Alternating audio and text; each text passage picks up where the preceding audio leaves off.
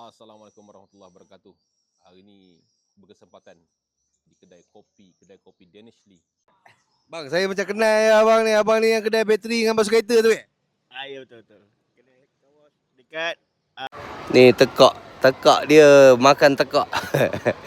Ini nak hantar anak Tok Mengul Azmi. Cak dengan adik balik dulu ya. Ayah tunggu dekat tu. Jaga. Ada bapak saudara meninggal. Siapa meninggal? Dia meninggal. Pak saudara dia meninggal.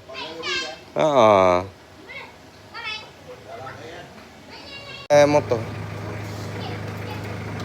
Cepat naik.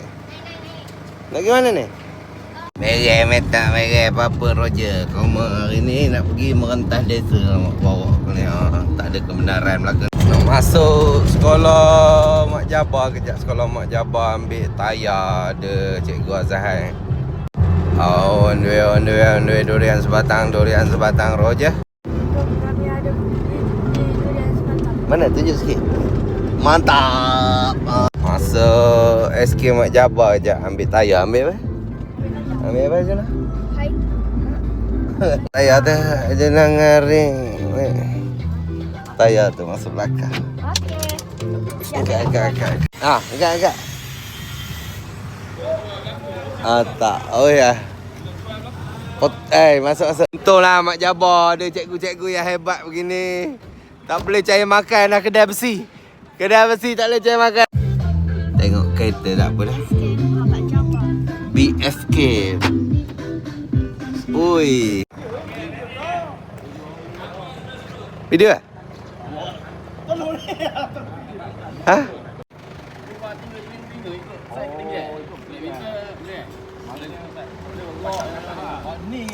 Untuk belon. Okey. Tapak belon. Mau naik atas tu. Depan tu Ustaz. Oi, kuat tu Ustaz ni. Mbak. Ni mana tu Mbak.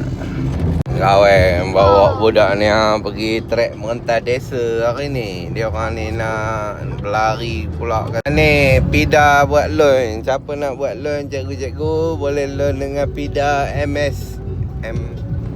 Padam mamanya. Mantap. Wah. Tu. Cikgu naik dah lah. Dia orang berlari kita follow. Aku lupa nak bawa air. Yelah. Dua faktor umur. Daripada kita pergi hidup lah. Ini bawa budak ni kan. Dia orang duduk belakang je kata. Duduk belakang dalam kereta. Jauh jalan kebun depan tu.